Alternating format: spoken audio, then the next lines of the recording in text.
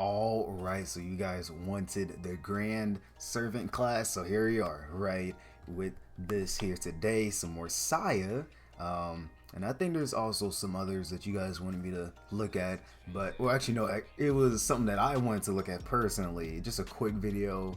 So I don't know when that's gonna come out. Yeah, I'm trying to get this out today, which should be Thursday, but yeah, it's crazy. I'm like, wow, I did not have no time to even record this. Barely even had the time to edit that Naruto that I just literally uploaded.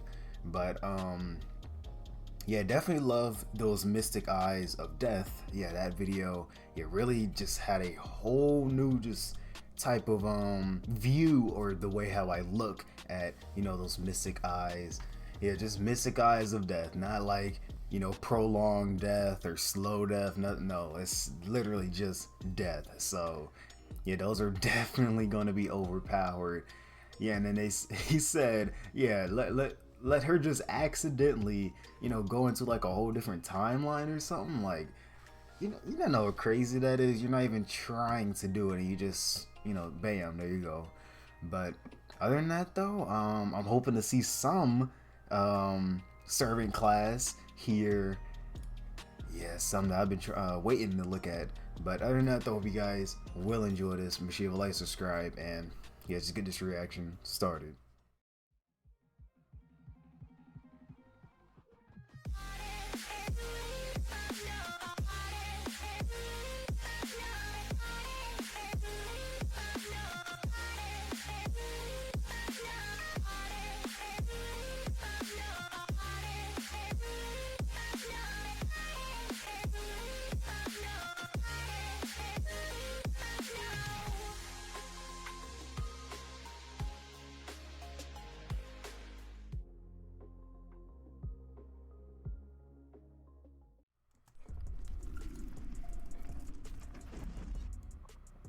I told y'all, I'm not letting up on these boys this year. We got our foot on their necks, heavy on the gas, gotta keep that mama energy. Okay. Now, the Grand Servants, the epitome of the highest level in the Fate Stay Night franchise. So who are these servants exactly? You know, we've already talked a little bit about how the world has its own security system, that being the counterforce. One side of the counterforce was meant to protect humanity, which is a liar. That's when you see things like the counter guardians, and then the other side was meant to protect the world.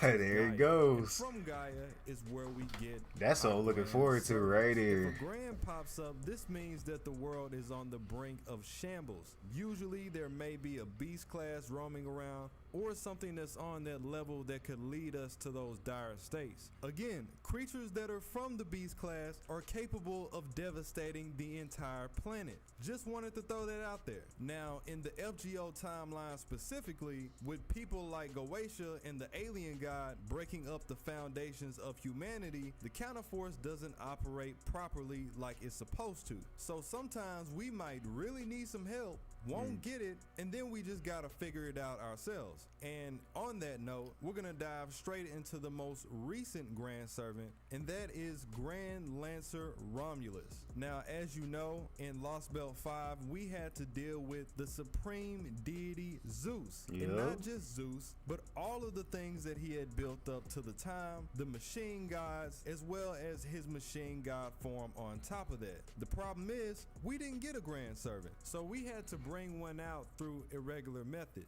We were able to do this by using the unlimited mana at Mount Olympus, because it is Mount Olympus. It houses the gods. They have divine ley lines that are stronger than the ones that you will see naturally, and the magical energy is so dense that it just keeps coming. We used their ley lines, summoned the god of war Ares, and then used him and Caligula as a catalyst to bring out Grand Lancer Romulus. Now, normally, a Grand Servant isn't of divine descent. All of the Grands that you see are not Grand Servants because they're gods. They are Grand Servants because they were the best at what they did of their time. In this case, as you know, Romulus's father is said to be Ares. The reason that we were able to pull off bringing a god into the Grand class is because Romulus, being the first emperor of Rome, has a strong tie with humanity.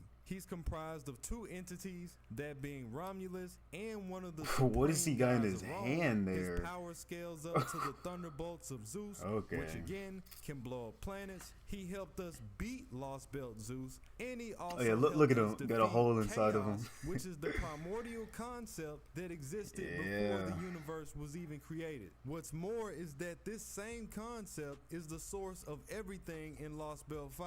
I think it's safe to say that Romulus is goated. This man could sneeze and wipe away your whole existence. That's how he's coming. Next in line that we gotta get into is my boy Hassan. As I've already mentioned in his lore, he is the one that brought the term assassin into existence in the first place. I'll say he's the reason. Popular. Therefore, there is no greater assassin to hold the seat other than the first Hassan. We first run into him. Nah, let me not find out he's gonna be my new favorite. He's helping us out a ton by dog walking people like Gawain, saving cursed arm Hassan, and then completely decapitating Ozymandias before he even realized what was going on. Ozzy being one of the best servants in Fate, to the point where King Arthur and Arash had to take him on at the same time, and they still were having trouble.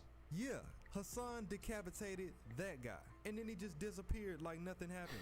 What can I say? Dude's a menace. Then he can also drop an entire sandstorm out of nowhere just cuz. I mean, who's gonna stop him? One of the other interesting things about Hassan is that he plays the role of Tsiah in Babylonia. Tsiah is the Sumerian counterpart to Pishtim from the Epic of Gilgamesh and Noah from the Old Testament. That being the person that was appointed by God crazy to survive names. the Great Flood and lead into the New World. In that chapter specifically, he's feeding us advice on numerous occasions, always knowing the right thing to do. And then at the end, he reveals himself to be King Hassan, as well as fighting against the beast Tiamat. Tiamat was said to be nearly invulnerable, but since Hassan is recognized as such a high assassin, he was rewarded with Azrael, which gives him elements of the angel of death. He was able to inject the concept of death into her and cut off one of her wings. However, when he did this introduced something else to us. When the Grand Servants utilize some of their greatest abilities, they end up relinquishing their role as the Grand. In Hassan's case, Nasu tells us that he is so great as an assassin that even after he gave up his Grand spot, nobody can take his place. Plus, he kept his boost. There's not a person that can match his caliber as an assassin. He's just that good. Moving right along, we have the former Grand Archer, Super Orion. Orion, yeah, that was one of the first people that I learned about in this whole fate journey. He was the significant other of the goddess Artemis in his lore. Yeah. We've seen him perform miraculous feats like taking down the machine god version of Artemis in the story. He was able to accomplish this with the longbow Aegis, a divine construct so powerful that it would cause a normal archer to self-destruct just from wielding it, and he handled it with finesse. Another thing that you have to know is that this bow was created from the divine armor of Achilles. Then he used a servant as one of the arrows on top of that. Using this along with some enhancement, he was able to blow the machine god Artemis into pieces in just 2 shots. He shot a god out of space from Earth. To put this into perspective, the original Artemis was the goddess of the hunt, she was the goddess of the moon, and she was the goddess of archery. And this machine god was a parallel to that. And as I've said in the Canis video, it is also capable of blowing up entire planets. And he shattered it into nothing. Now, in Orion's case, the bow still caused him to self-destruct over time, but he's the only one that we've seen that's capable of handling it, even if it was just for that moment. This is also his great feat that caused him to give up his grand title. Nevertheless, he's a force to be reckoned with. Then we have the man himself, former Grand Caster Solomon. You know, this is where it all started. Even through the acts of his demon counterpart, we've seen that he's able to manage 7 billion people worth of magical energy that was obtained by destroying nearly every human on the planet, that being part of Goetia plan. He has an unrivaled level of clairvoyance, being able to see into the past and the future. He has the power to manifest a pocket dimension known as the Temple of Time, which as far as we know is boundless. And of course you have the infamous Ars Nova phantasm that he used to defeat Goetia that can actually match 3 millenniums worth of energy in just one blow. Unfortunately, this is the deed where he let go his title, but it went a little bit further than that. He was completely erased from the throne of heroes, and he can never be summoned again. However, when we went over to the Lost Belts, we did come in contact with his reincarnated body. This is heavily speculated to be Goetia after his death in the Beast class, because if it was Solomon, they would kind of go back on their word of him not being able to be around anymore. So we're still waiting on the reveal on that. Switching up gears, we go off into FGO Arcade, where we get our first reveal of the Grand Rider, and that is Noah from the Old Testament. Now this is pretty ironic because we've already had Hassan, who pretty much plays the same role as Tsiah, but in a different culture. But since Hassan eventually gave up his role, it was kind of like them hinting at what's to come. Noah, of course, being the one that led the ark before the Great Flood, and was one of the only few people to survive. Still learning new things about him, but as of right now, we know that he comes manifested in the body of one of our leading supports, and that is the servant Captain Nemo. The reason being is that it's stated that he's already had a battle with the beast, the Whore of Babylon, and this is one of the only ways that he was able to survive. And lastly, at least of the servants that we know about, is the grand servant that belongs to the cryptor, David. Apparently, David is so intelligent that he was able to summon a grand servant of his own merits, also circumventing the original system of the counterforce. As of right now, we've still yet to get a reveal on who this servant is. I've seen a lot of people say Cain. I think that's a good one.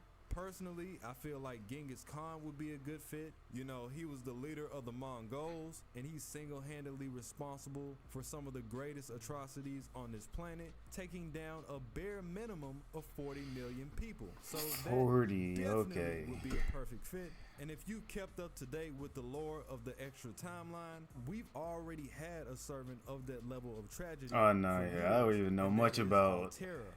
I mean, some of this, but yeah, not all of that. So it wouldn't be a situation where he would be too controversial because we already have her, and it's pretty much the same thing. Another person I would have to throw out there is, I think Esau would be a good one. You know, Esau in the Testament, he's the brother of the shepherd Jacob. He's the person that went off the rails and actually killed Nimrod to steal the garments of Elohim, which are the original hides of Adam and Eve. The reason being is that these hides give you superiority over all beasts on the planet, which in turn would make you the greatest hunter. And he took them for that very reason. And these hides were actually handed down by Noah. And we already have Noah, so I feel like that will fall right in line.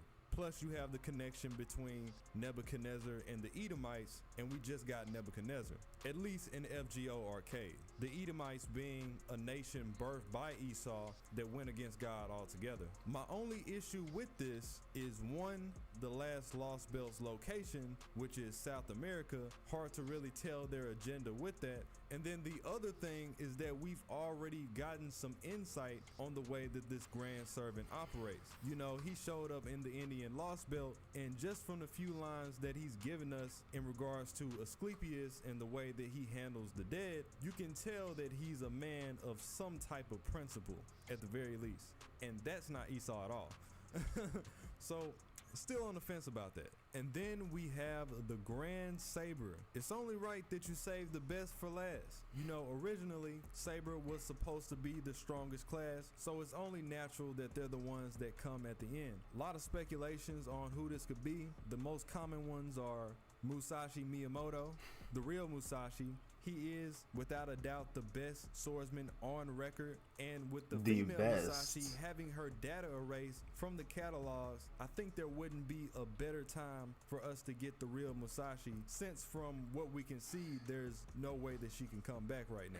The other one, of course, is King Arthur. Yeah, literally the main one that we know. I think this should really beat Arthur. I'm a big fan of Arturia, but I feel like she's had her time to shine. And Arthur Okay, had her time to shine. Let someone else prototype fragments, take that and role. that's about it as far as any main stories go. And Nasu didn't even write that story. He just okayed it. It would be interesting to get his version of Arthur and put his own spin on it. Again, going back to the lore of the extra timeline and how there was this person that wielded the Excalibur 14,000 years ago to take on the alien White Titan, and we are also dealing with the alien god. It just aligns with the narrative that's going on right now. Another thing that we have to take into account is a Grand Servant Saint Graph, which is basically a spirit board that tells the person who they are and how strong they're supposed to be. In the case of the Grand Servants, while they're still holding their position,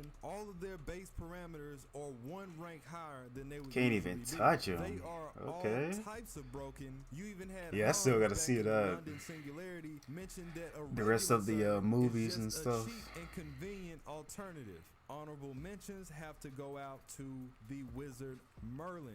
He is a Merlin. Yes, Merlin. You know, Merlin is one of the first people that I remember his name now.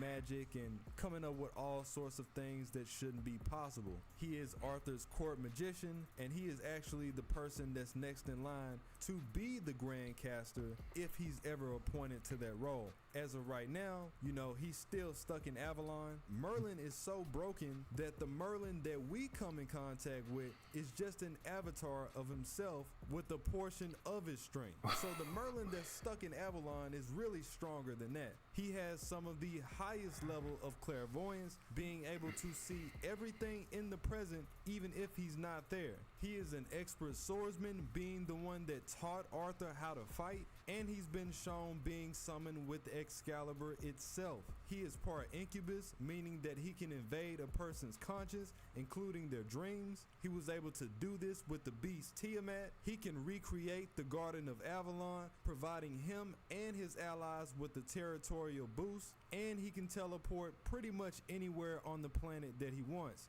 just to name a few. And then there's Tygon, who is a fairly new servant. Hasn't even made it over to NA yet, and he's also made claims looks different. He could have been the Grand Caster if he was summoned in I that like class. the design right there. To this flex, he's actually considered the role of Grand Rider as well. So we still got to get some updates on him, but as of right now, that is what we have. Let me know who you guys think should be in the Grand class, and also let me know who you think are the missing Grand Servants. It's been a long time coming, no doubt. Okay, and then that is about it for that one. So wait, you're telling me, bro, what was that? He just literally threw that and it's big. Threw it into the water. Okay. But yeah, I definitely like his design though, especially what was it, that beast or whatever he had behind him. Let me see. Yeah, whatever that is. He's got there. Yeah, that definitely. I like seeing that right there. But yes, Merlin. Yes, I'm sorry about not remembering his name. It's just literally just in this one video in itself. It's like so much I gotta remember. Cause yeah, I forget. Like there are, whether it's like religious or stuff that happened in the past or like Greek mythology or something like that. Yeah, it literally all ties into this. So like how he was saying like Noah and the flood and all that. You know, obviously I'm gonna remember that, but still, it's like you got certain elements like that is a part of fate. Like especially what was it, Musashi here? Yeah, I haven't heard much about him or seen him like that. For that fact. But luckily I've seen like most of them already. Like Orion, I'm like, oh, hold up. I did not know. Yeah, that was okay. Yeah, that takes me back. Definitely takes me back. This is like the first lost belt that I looked at when I just started this whole journey. I think I was still looking at it's either Fate Zero or it was, I knew I was looking at some anime at the time. looking at the episodes, and then after that, I think yeah, someone requested it. I think no, someone requested like AMVs. I started that, and then after doing some AMVs, um, then they requested, you know what, look at the Lost Belt, and I'm like an hour long. I'm like, yo, um, I'm like, I might have put this into parts, you know. So some of them I literally did sit there for like 40 minutes or so, and then the others I may have looked at like half here, half there. But yeah, this definitely takes me back. Yeah, I definitely remember that. I mean, I obviously don't remember everything that happened because there's plenty of other Lost Belts that I looked at. Yeah, like, and that's why I say I gotta see it animated sometimes because it's just easier to remember something animated. Like obviously this is, but you know, sort of I'm just looking at art, you know, um, but like you know, anime episodes like Unlimited Blade Works, you know, I could probably yeah, I remember all of that. Because those were actual episodes. I can actually see them move. I can actually see them, like, yeah, what their weakness may be or how strong they could be in actuality. You know, yeah, because it's like, you know, I could tell, what was it, Hassan? I know wait, where is he at?